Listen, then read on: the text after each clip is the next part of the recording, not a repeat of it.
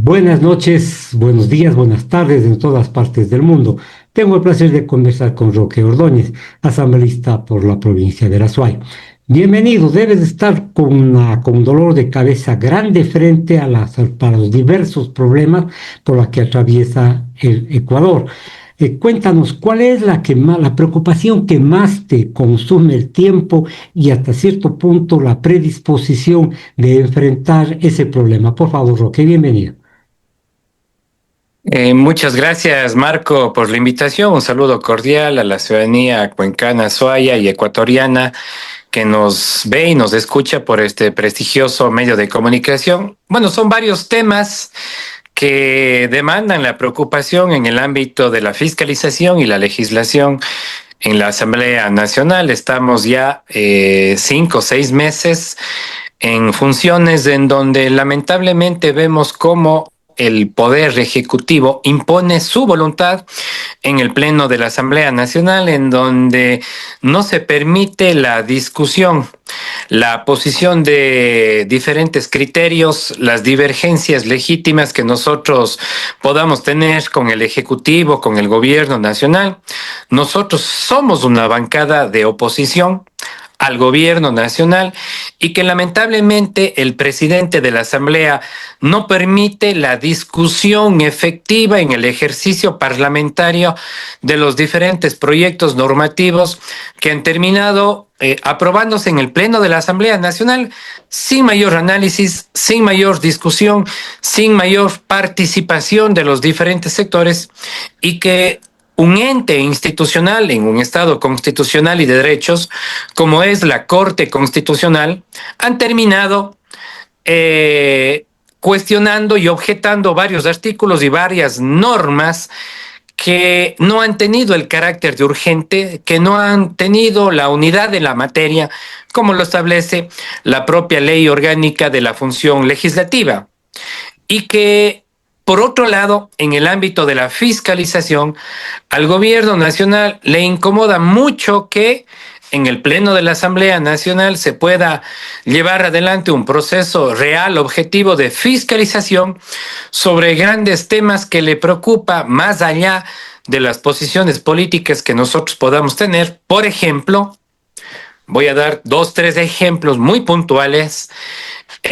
Recuerden que en el proceso de la campaña electoral, el gobierno nacional entregó más de 560 millones de dólares a través de diferentes programas como fue el empleo juvenil, a los militares, a los policías, y donde iniciamos un proceso de fiscalización en la Comisión de Garantías Constitucionales.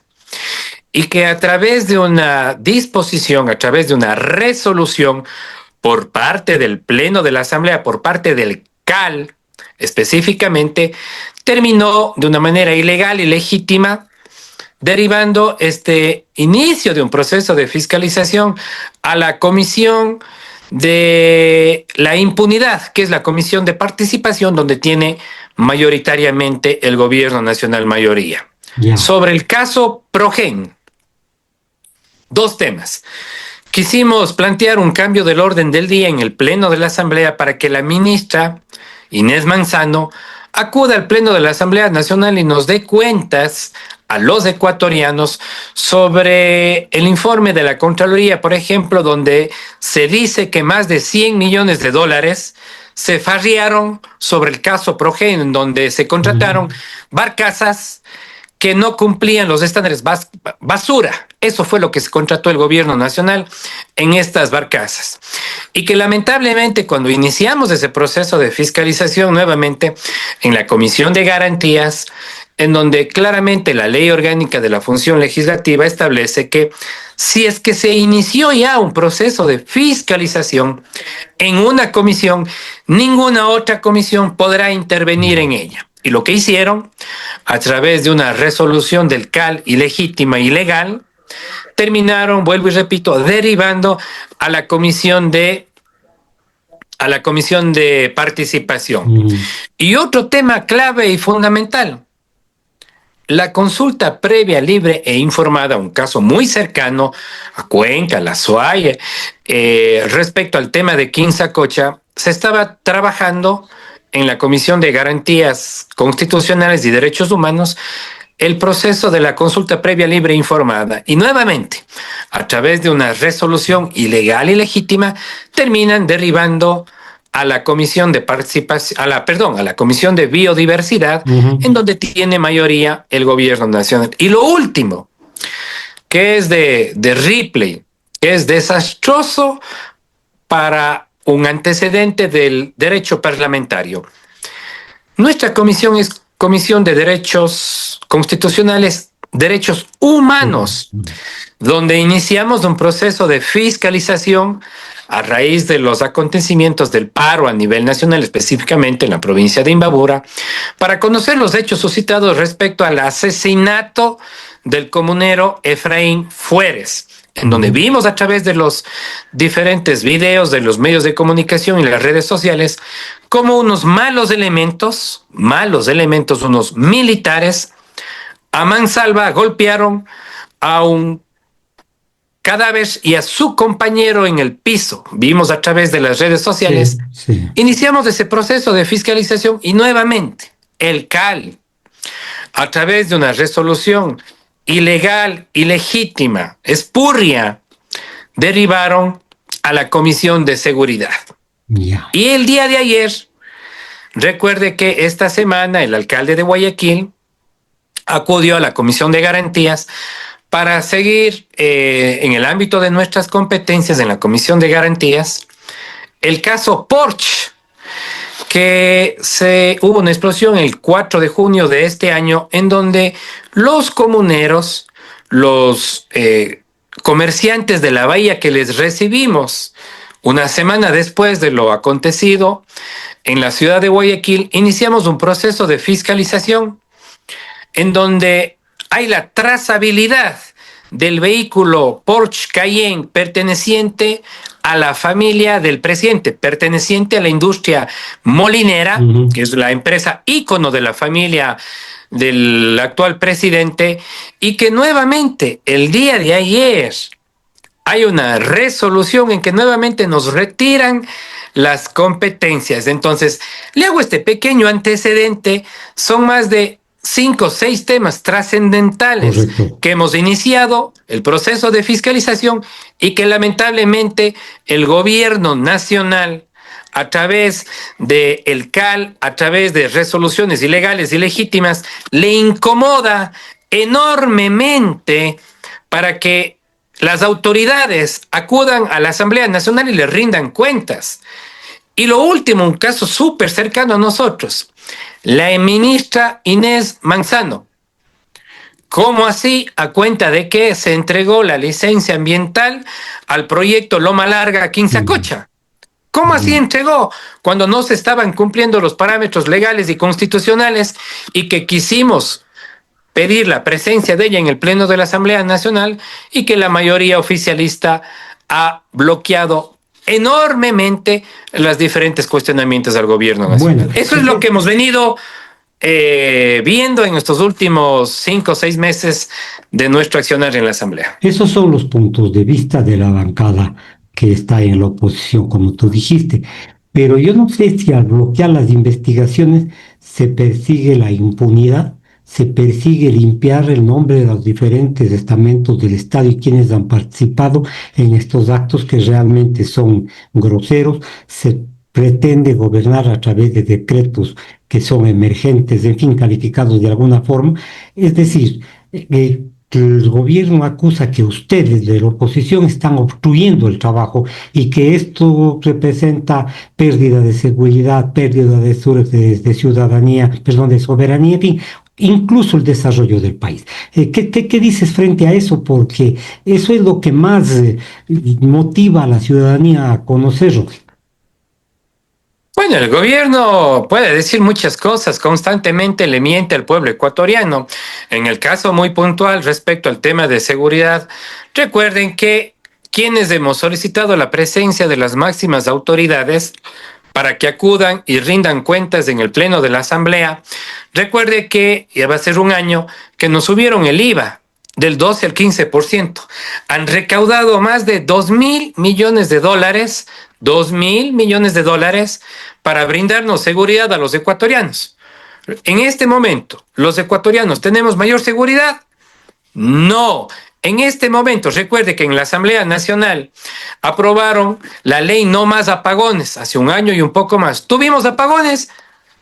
Sí, entonces constantemente el gobierno nacional no permite la fiscalización real, objetiva, en el Pleno de la Asamblea Nacional.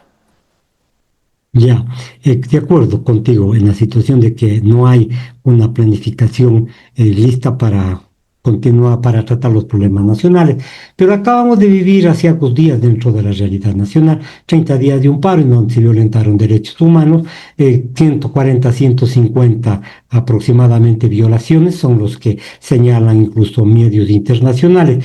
Se ha llamado a la vigilancia internacional, envenenamiento, perdón, asesinatos. Yo digo asesinatos porque tú ya graficaste la situación del señor Suárez, pero ¿qué van a hacer ustedes? Sí, 30 días y no ha pasado nada en este país, cuando nosotros sabemos que que las consecuencias a lo mejor nacen de la tosudez y la insensibilidad del gobierno actual. Sí, es lamentable, digamos, en el tema de las manifestaciones que se dieron, creo que todos perdimos, porque si nosotros nos podemos analizar, hubo 3 personas fallecidas y de eso nadie, ni el presidente de la República debe sentirse triunfador cuando hay muertos de por medio. Vimos los análisis de organismos internacionales. Efectivamente, hay más de 160 acciones ilegales e inconstitucionales, violaciones a los derechos humanos. Es por eso que hace días atrás yo un proyecto de ley que se está tergiversando. Presentamos un proyecto de ley marco para que en el ámbito, vuelvo y repito, en el ámbito de las movilizaciones, los miembros de la fuerza pública estén plenamente identificados. No es descabellado. Varios países en el mundo tienen plenamente identificados cuando hay operativos de control en el ámbito de las movilizaciones. Que los militares y la fuerza pública actúen contra la delincuencia organizada, que los militares y la fuerza pública actúen contra los GDOs, que los más de 10.000 miembros del orden público que estuvieron presentes en la provincia de Imbabura, que vayan a las ciudades más peligrosas del mundo. Guayaquil, Durán, Puerto Viejo, Manta, de acuerdo a los datos internacionales, Ecuador es el segundo país más violento en el mundo. En el mundo. Sí, son estadísticas que a lo mejor se presentan, pero el proyecto tuyo es que no pueden estar tras de una máscara, tras de una mascarilla, para poder identificar quiénes son los que violentan los derechos humanos. Tal vez en operaciones específicas, especiales, por decir algo, un allanamiento en alguna casa de algún narco, podría utilizarse para evitar las responsables o las retaliaciones. Entonces, por supuesto, no es una forma de exponerle al policía, ya, por favor. Por supuesto, pues vuelvo y repito, este proyecto de ley nada tiene que ver con el accionar de los miembros de las Fuerzas Armadas cuando acuden a los GDOs, a los grupos de delincuencia organizada, todo el peso de la ley y todo el apoyo a los miembros de las Fuerzas Armadas. El proyecto de ley marco tiene que ver única y exclusivamente en un contexto de movilizaciones sociales, ni más ni menos. Ya, correcto, de acuerdo. Ahora, la situación del país es grave, gravísima, y encima nos viene una pseudo consulta. ¿Qué piensas? ¿Cuál es la obligación de los asambleístas, de los ciudadanos ecuatorianos, de los grupos políticos, frente a este hecho que a lo mejor va a elaborar posteriormente, si es que gana la consulta, pretenderán elaborar una constitución a la carta, a la medida del actual gobernante? Sí, Marco. Lo que nosotros estamos impulsando es defendiendo obviamente una constitución que es garante de los derechos de la naturaleza. Por ejemplo, es importante que la ciudadanía conozca qué va a pasar cuando los negocios que tiene la familia del presidente, los negocios de sus ministros, que es en el caso muy puntualmente, por ejemplo, en el tema de Quinzacocha, ya varios colectivos, varios gremios, varias asociaciones se van pronunciando. Lo que nosotros defenderemos es la verdad, para que la ciudadanía esté plenamente informada y que la vocera del presidente, por ejemplo, han manifestado que hace varios días que vienen haciendo los efectivos, que vienen haciendo los operativos correspondientes, que ha bajado el índice de la inseguridad. No es un problema de la Constitución, es un problema de la efectividad que tiene el gobierno nacional, la inoperancia, la falta de capacidad y experiencia por parte del presidente de la República. Sí, perfecto, estoy de acuerdo contigo. Que alguna vez que le entrevisté al Corcho Cordero hace unos días, decía que es la ineptitud, la ineficacia, la falta de capacidad de quienes manejan las leyes, más no de la Constitución. Pero sin embargo, la Constitución va a pretender ser cambiada en áreas súper sensibles, como las nacionalidades, la justicia indígena, en fin. ¿Qué se recomienda? ¿Qué se dice? Sobre esto hay una oposición tenaz de ciertos grupos políticos, pero una concupiscencia de ciertos medios colectivos, medios hegemónicos de la comunicación. No le escucho, Marco. ¿No me escuchas? ¿Me puedes repetir, por Sí, favor? sí. Decía que la situación es clarísima.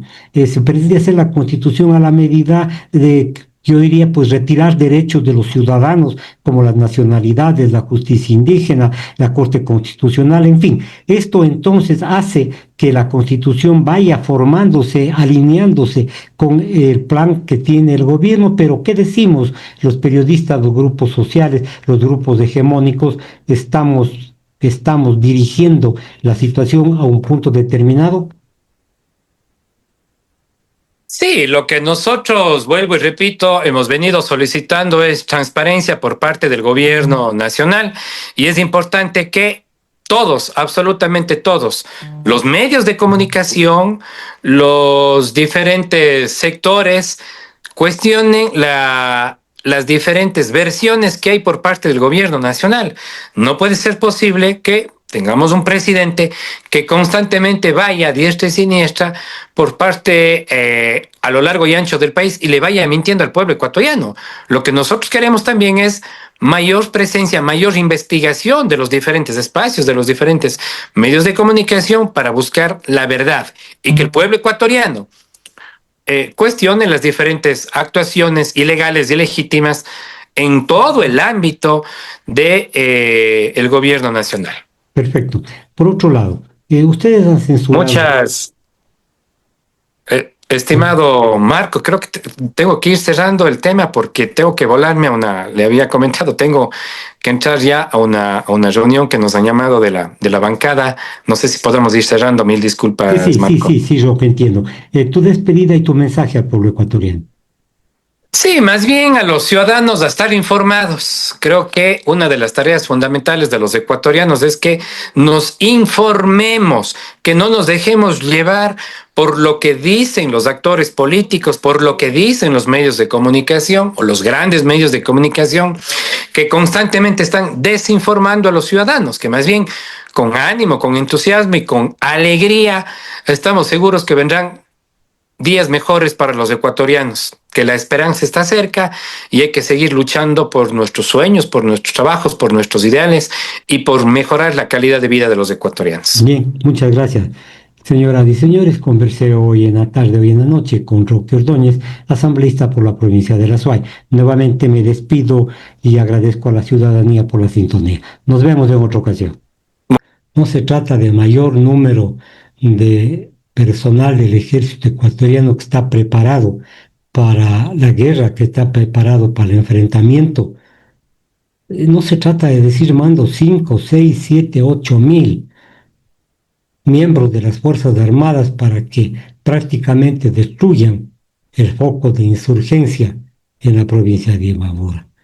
Qué falta de visión, señoras y señores, con todo el respeto.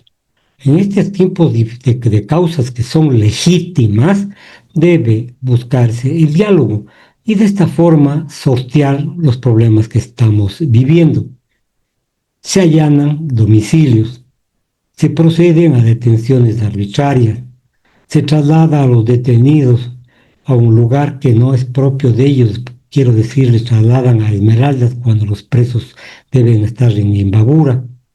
Se sataniza 100% lo que los dirigentes campesinos dicen, se proscribe a la prensa, se quiere poner un poco de presión sobre los periodistas para que no hablemos sobre la represión y sobre las justas aspiraciones de algunas de ellas del pueblo ecuatoriano que se encuentra movilizado.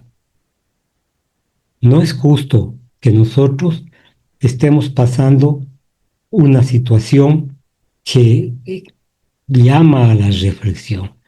Este es un diálogo de sordos y el presidente de la República debe ser más amplio, más claro. No diré generoso porque es obligación de él, pero debería entender que las cosas irían por mejor camino a través del diálogo, no la represión. La represión llega a agudizar los problemas que se presentan en la vida cotidiana.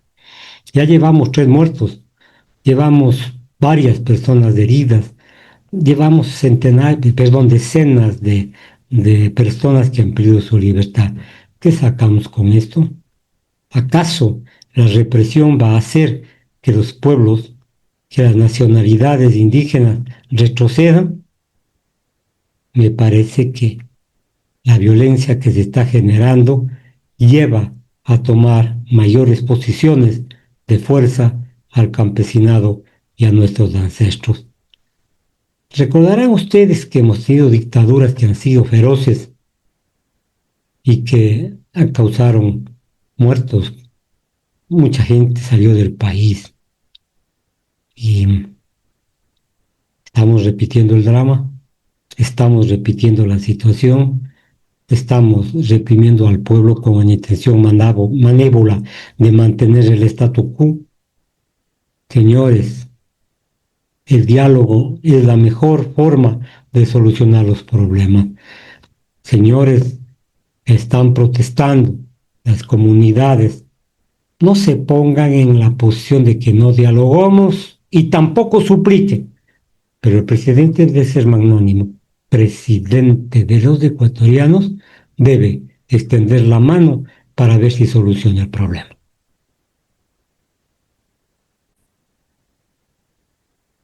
No sé si los asesores del señor presidente de la República estén claros en el momento político que estamos atravesando, un momento de confrontación, un momento de tristeza, de fuerza, de violencia en ciertos momentos. No sé si los señores que asesoran al presidente de la República se darán cuenta de que una petición de un referéndum en última instancia va a solucionar los problemas del país. Yo no sé si no quieren ver o se hacen los que miran a otro lado o a lo mejor con un poco de autosuficiencia creen que la pregunta o las 4 preguntas que va a realizar el presidente de la República el 16 de noviembre van a solucionar los problemas.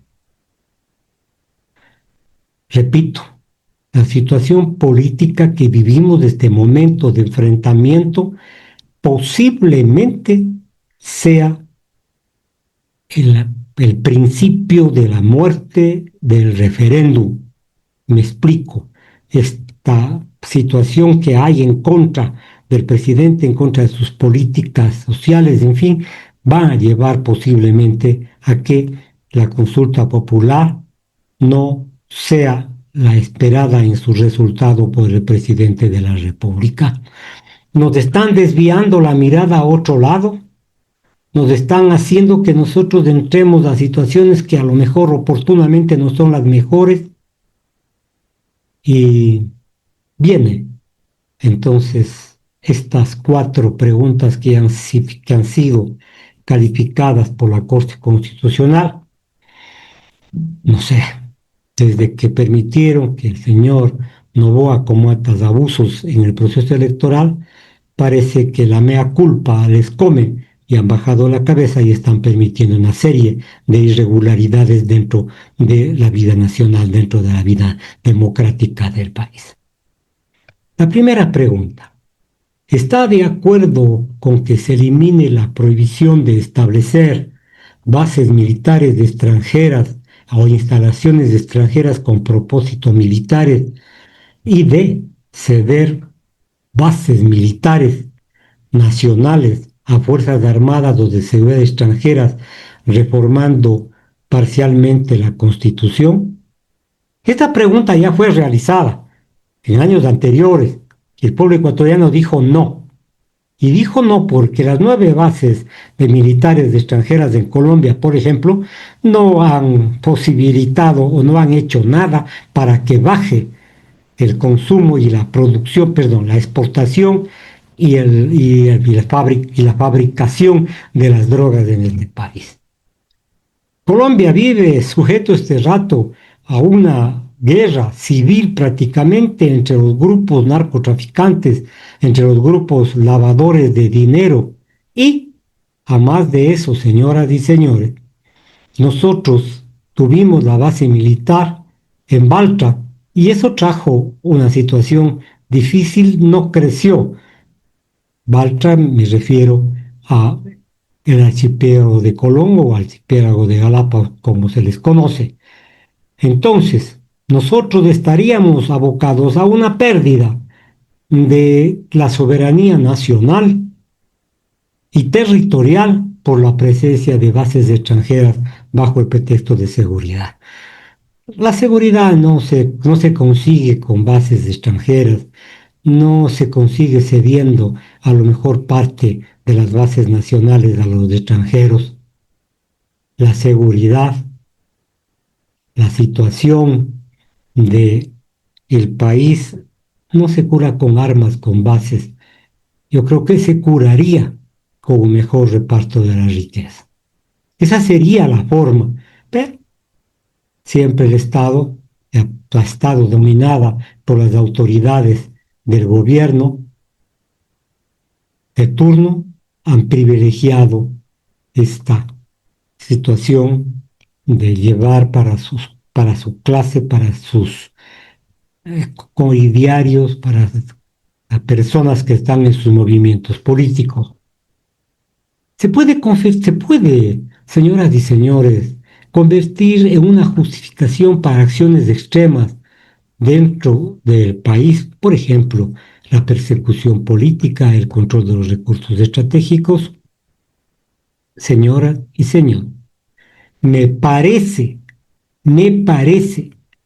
que se está haciendo tabla rasa de la voluntad popular que ya fue expresada en anterior temporada, y además de eso se están violentando principios de soberanía, en fin.